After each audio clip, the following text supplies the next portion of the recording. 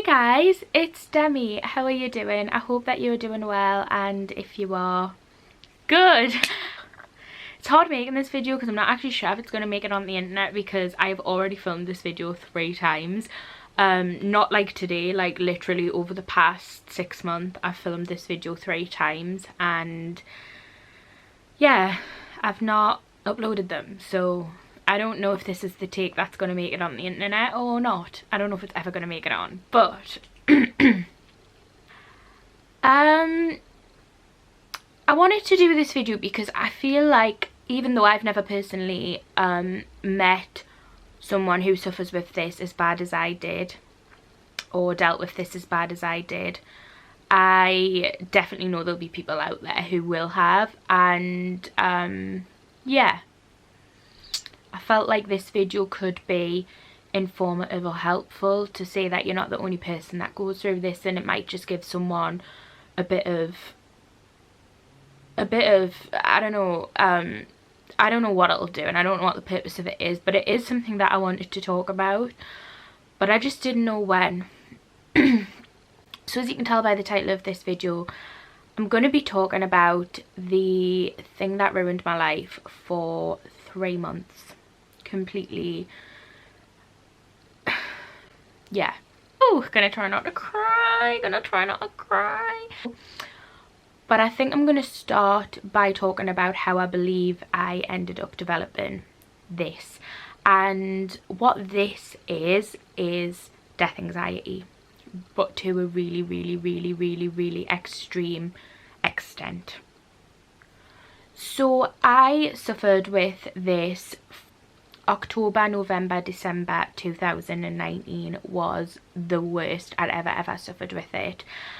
I'm going to talk you through kind of what it did to me, my thoughts, feelings, and how it ruined my life for them 3 months, evidently. But before that, I want to kind of talk where I feel my death anxiety came from. It's not gone now. This is something that's still very raw, but it is more managed now. But because of COVID and everything like that, it has actually really triggered a bit more, but I don't think I'll ever fully get rid of it, to be fair. I think it's something that's always going to be there, but it's just learning to manage it and trying to deal with it. 2016 was the worst year of my entire life. I lost my first ever bereavement, which was my dog Jessie, in April 2016, and then a few months later in the August I lost my granddad Bill under not, I would say, horrible circumstances personally. I'm not going to go too in depth, but just to give you a brief of what happened. We were on a family holiday to Centre Parks, and the day we were meant to be leaving to come home, so there was me, my grandma, my granddad Bill, my dad, my brother and Sean. The day we were leaving to come home, my grandma, the early hours in the morning, was shouting of us. Well, she was shouting of my dad, and my granddad had collapsed. Went into the bathroom. Me and Sean and my grandma were trying to awake Bill.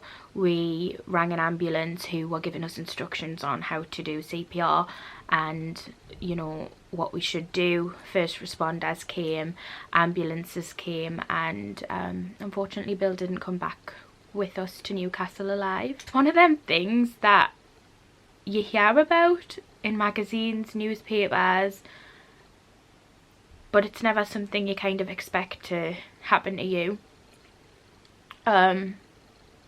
You just don't ever think that that type of thing will happen to you. For the circumstances of the people there, I think it was the worst circumstances. Bill wasn't ill, so what had happened is he actually had a heart attack, and he had an underlying heart problem, but he didn't know about it. None of us knew about it. So yeah, he'd had a heart attack. And I think for everybody there that was alive, it was like the worst experience because you'd just been on this family holiday and nothing like that was expected. But I think for him it was the best way, that if you were going to die, the best way anybody could, because we'd had an amazing weekend. We'd had this a great weekend with all the family there, and Bill had enjoyed the weekend, and it was just kind of perfect.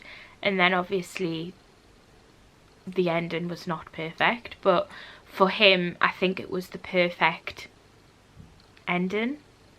Fast forward 2016, I kind of feel like I just blocked the full situation out and didn't think about it, didn't think about the reality of what had actually happened, and I was in this like tunnel of I'm not going to think about it. I got upset and I cried, but I never really thought about the situation. And I do think for majority of 2017 and even 2018 that this was the case. I never really allowed myself to think about it. Every time I would try and detour my thoughts to something else. This, for that period of time, was great and probably the best option. However, fast forward to 2019, everything kind of caught up, and yeah, I feel like that was when I really gave myself time to think about the situation, and that's when it all went downhill from there, hence how I developed death anxiety. Death anxiety is basically the constant fear of death, but it doesn't necessarily have to be you dying. It's people around you and family members, and it's constant. It's always there. From the minute you try to sleep, I do not sleep because of it, or I didn't. I'm getting better now, but yeah, you don't sleep because of it till the morning. You wake up in the morning, you're constantly thinking death, death, death, and it is horrible. It's horrible to think about death in general anyway, but when you have a death anxiety and you can't get them thoughts out of your head, it's even worse. It's even worse. And something like COVID coming around, where it's very death orientated and people are dying, is even worse. And it really has triggered it back a bit. But yeah, so the majority of 2019 I was okay until the back end of the year. I started to really go over in my head what had happened that night with Bill and the circumstances of it, but it got to the point where I couldn't deter my thoughts anywhere anymore. Like, I couldn't not think about it anymore. It was just there, and it was constantly there. So I didn't know how to stop thinking about it or how to get rid of it. I couldn't sleep at night. Oh my god, nights were the absolute worst, because it was then that I would just constantly close my eyes and have like the image of Bill, or you know, the thought of losing other family members in that same way, or just all these thoughts, and I couldn't get rid of it. I tried everything from like sleep meditation to sleep therapy to even going to the doctors and explaining to them, and I actually got put on diazepam for a few weeks, but obviously that's an addictive drug and they can't keep you on that, so I had to come off that. I went on therapy. Like, the therapy didn't work for me, because I feel like once my mind is set on something and once my mind is thinking about something, it's very strong. And I tried all the therapy session tips and everything, but I just couldn't deter away from the fact of death when my mind was thinking about death. So October, November, December last year was when it was at its worst. I was having absolutely sleepless nights. Like, I was not sleeping. I was sleeping, I would say, minimum 4 or 5 hours a night, if that. Like, I just wasn't sleeping. I was constantly waking up, and I was constantly thinking about my family members and how long I had with them. It got to the point where I didn't even want to go and see my family members, because I was scared of becoming more close to them for when the day came that they did pass. But in reality, I'm already as close as I could ever be to all my family members, so it was never gonna do anything. But in my head at the time, I felt like, well, if I don't go and see them, I can't build on a relationship, when that's so wrong. Surely it should be, well, actually, while they're here, go and see them, you know, go and spend time with them, because you want to build that relationship and have as most memories as you can. But when you're going through an anxiety or something like this, your brain doesn't think the way that it should think, and mine definitely wasn't at the time. I didn't want to go and build relationships with my family because I was scared of losing them, and I was scared of how much that would hurt. The death anxiety I had never ever really was about myself dying. It was at points, like, I don't know if you know, but interesting fact, or maybe not so interesting fact about me, but I absolutely love aeroplanes. I love planes. I know the ins and outs of them. I've watched documentaries on them for hours. Like, I love planes. Never ever had a fear of planes. However, when me and Sean were going on holiday back end of last year, I got this overwhelming fear of planes due to death, due to potentially dying on a plane. And I don't know why, because it's one of the most safest forms of transport. Like, I know all of this. I love planes. But at the time, my mind was so focused on death that every single thing I'd done was about death, was about, like, well, am I going to die? Is my family going to die today? Like, everything was focused on death. I would get in my car and it would be a worry. Is this going to be the last trip that I'll take? I just couldn't get out of the mindset of stopping to think about death, and I was petrified of death, like absolutely petrified of myself dying, but more so family. It was more family and the pain that I knew I would get if anything happened to them. And I know death is a natural, normal part of life, but it's a scary part and it's an awful part, and yeah, it's a horrible part of life. But we go through it. We all go through it at some point in our lives. I feel like it's so important to make this video because I know there's going to be other people out there who've had this, have this, or can relate to this in some way. And it's a fucking shit thing. It is rubbish. Like, how... Anyway, moving on to beginning of this year, January. I was feeling fine. I was feeling great. COVID wasn't being that spoke about. Everything was fine. I wasn't like over the full death anxiety completely, but I had learned to manage it a bit better. I was doing meditation in the morning. I was learning to appreciate the things that I had, and when my family were here, I was really trying to appreciate them. Then COVID hit.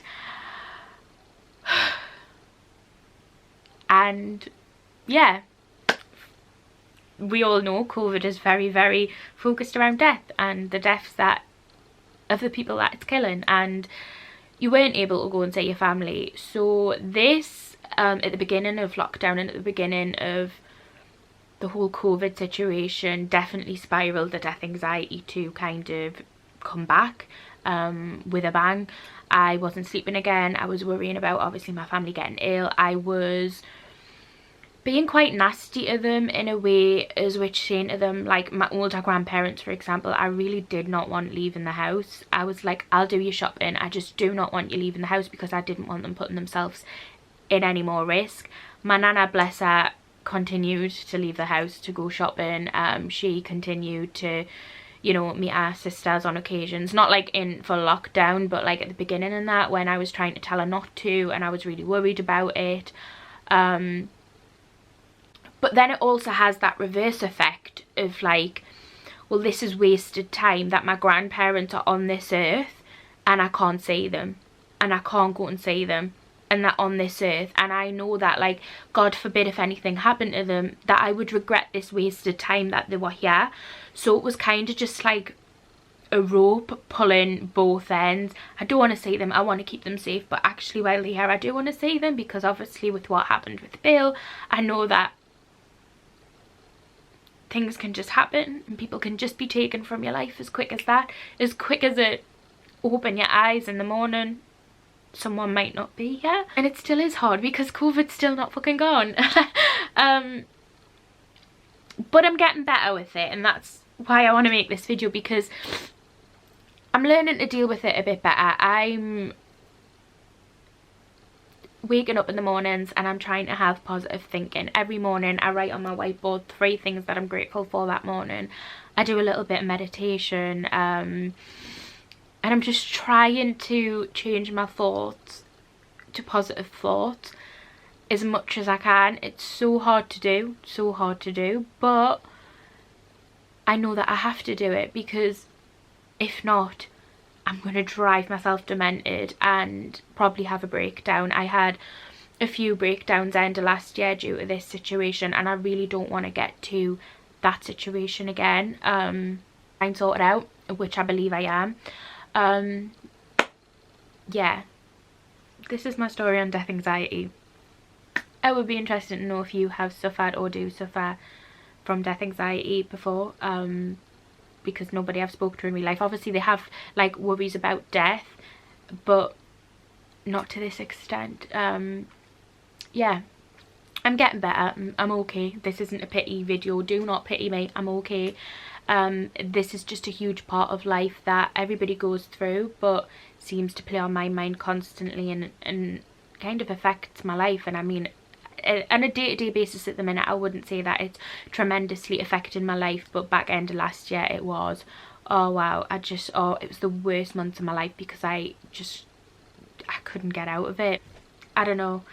It's the third time I filmed this video and I don't even know if it'll make it on the internet, but I really wanted to talk about it because honestly I'm the type of person who feels like when you talk about things it kind of makes them better.